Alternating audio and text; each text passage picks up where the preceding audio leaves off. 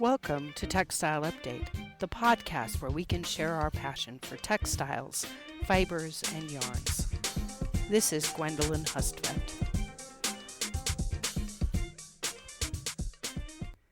This is the third in a series of 5 episodes where I talk about textile finishes, and the second of 2 episodes where I talk specifically about aesthetic finishes. In our last episode on aesthetic finishes, we were talking about the use of aesthetic finishes to improve the hand or the luster, which are 2 different aesthetic experiences. Now I'm going to talk about coatings that may change the texture or just may change it in some way, but it's not a functional finish, so it has to go in this category. And I am also going to talk about designs, which obviously are aesthetic. So the first category in the change in texture, again, this is kind of a lumpy category. That was a texture joke. This first category is just applying some sort of coating. And the coating mainly will have a purpose to do something like stabilize it. So again, the aesthetic experience that you're going to enjoy will be that the upholstery fabric or the carpet is beautiful, but the latex that's applied to the back of the upholstery or in between the 2 primary and secondary backings on the carpeting are designed to keep the fibers from snagging and pulling out or coming loose, right? So it's not, you never see the latex coating inside the carpet, but it's what keeps its appearance, so it's stabilized it. In the case of fusible interfacing, this is a coating that's created by applying dots, a dot coating of adhesive to a non-woven that's going to be used as an interfacing. And when you heat the fabric, right, you may layer it between 2 pieces of a woven textile, for example, and then you heat it, the dots melt and fuse the interfacing to the surface it's laying against. So that's, in that case, that coating was there to bind it. And again, the aesthetic experience you're enjoying is, ooh, my collar is stiffer, but it was enabled by this binding that was added, this adhesive coating. The application of a waterproof coating will seal the pores of the fabric and allow you to enjoy fabric in a setting where you may have otherwise had to go with a film, right? Because now you have something that's waterproof. And we can apply a coating to do onto things like draperies or coat linings to create insulation. So if we apply a foam coating to the back of a drapery, that creates warmth. Now, adding a metallic coating to the back of a textile doesn't insulate as much as create warmth by reflecting the heat back towards the body. It's like building a space blanket onto the inside of your garment. And of course, metallic coated linings were really important in the design of spacesuits or garments that astronauts could wear in space to reflect their body heat back into the spacesuit and prevent it from traveling out into the vast coldness of space. So the coating category, it's a texture, right? You can touch it, but the aesthetic experience is about being warm or about being waterproof, but they're not in the functional category because we can see it. We can see the waterproof coating. We can see the metal on the back of the coat lining. The next category is the design category, and here we're definitely into safe aesthetic area. Let's see. One way that we can put a design on a textile during finishing is to do embossed calendaring. Oh, that calendaring. We've already used it so many times. Why not have engraved rollers, the sort we might use for roller printing, but this time the engraving is definitely going to be deep and be of a very specific design that will imitate some texture, like a wood grain or alligator skin. Right? And then these heated rollers press against the textile and cause raised areas and lowered areas, especially if we're using thermoplastics. So we can now make something that looks like top grain leather, only it's pleather, right? If we do it with cellulosics, it won't be permanent, but we still do use it. We may have a set of rollers that are designed to, they basically just have like striations on them that match, and it's just designed to pleat and wrinkle the textile. So you may buy something that looks like a gauze prairie skirt, for example, or a very lightweight gauze blouse, and the wrinkles in the gauze have been created by embossed calendaring, or as I mentioned before, to use it on thermoplastics like vinyl, to make the cover of a book look like leather when it's actually just a plastic. We can also use embossed calendaring on pile fabrics to create what's called embossed velvet.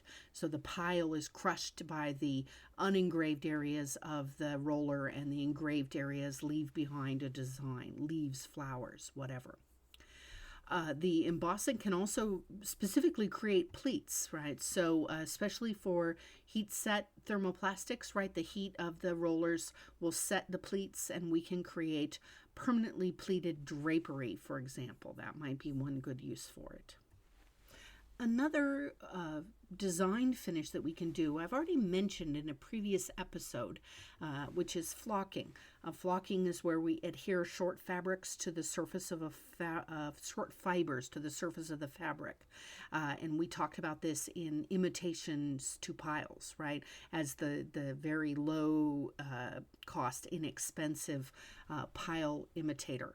And here again, we're potentially going to be imitating piles, but in this case, we'll be imitating fabrics that had designs. And a big example is dotted Swiss. So if we apply the adhesive to the surface of the fabric using a roller that has dots on it, right? So now we have dots of adhesive all over the surface, and then drop the flocking, the little tiny short fibers, onto the glue that's dotted over the surface of the fabric, and bounce it a little bit to get the excess fibers off, just like we would a little card we were designing with glitter stuck in the glue. We will then have something that imitates dotted Swiss. Flip it over onto the back, and you can see it's not real dotted Swiss because the adhesive is just on one side, the flocking is just on one side. But that's an example of how we could use a finish of flocking to create a design. Here's a whole category of design finishes that we haven't talked about yet at all, which is embroidery. Embroidery involves stitching a decorative pattern of some sort onto the textile. It can be done by hand, something I enjoy and has gained a real popularity in recent days, or it can be done with machines. And nowadays, many people have been able to afford machines that they can use in their home that are computerized, that do very intricate embroidered designs that look like lace, or look like floral designs, or figure designs with letters or animals, right? Embroidery is certainly very popular, especially with computer technology. Let's see, another design finish that we could do is another imitator. This one is called plissé, Plisse, with a little accent on it. So you get the sense, all these names with the E, the accent on the end. Yeah, France was definitely in the textile innovation game for a long time as well.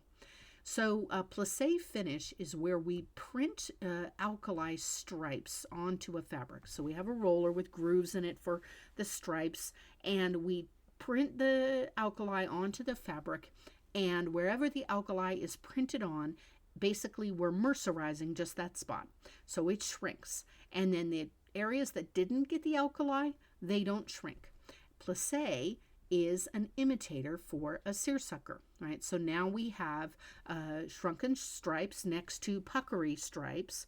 If we added a color to the paste that also had the alkali in it, then the shrunken tight areas could be, pink or blue or red, and the puckered areas could be the natural color of the fabric, potentially a bleached white.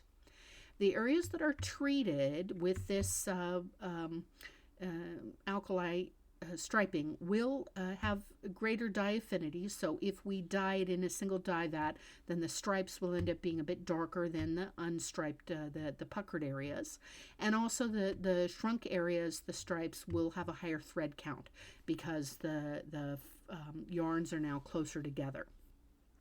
So the plissé imitates seersucker, which is a slack tension weaving method. So that's a fancy weave, but we can imitate it. Just like dotted Swiss was a finish that imitated Dobby weave with extra yarn insertion.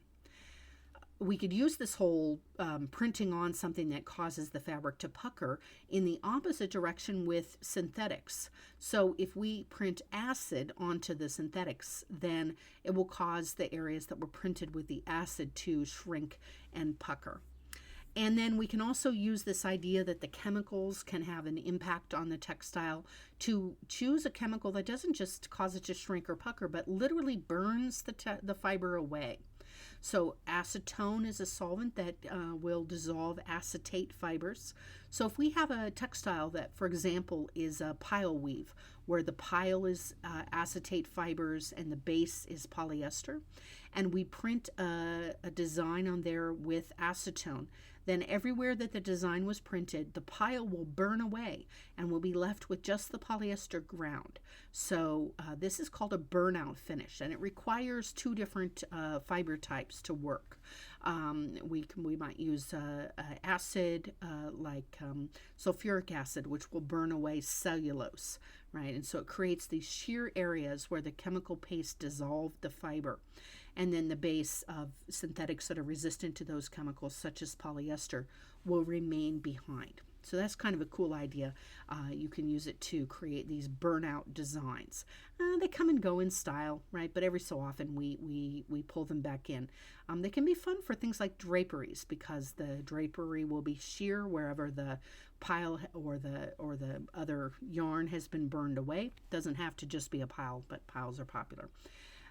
And so you would end up with, kind of large velvet flowers on an otherwise sheer drapery, for example. So that is the large category of aesthetic finishes that either have a design going on, many of them are imitators of more expensive and difficult weaving methods, and then also all those kind of coatings that you can see if you look for them and are doing something to the fabric, making it warmer, right, or making it stiffer, right? Coatings. All right, our next podcast episode, we're going to focus on functional finishes.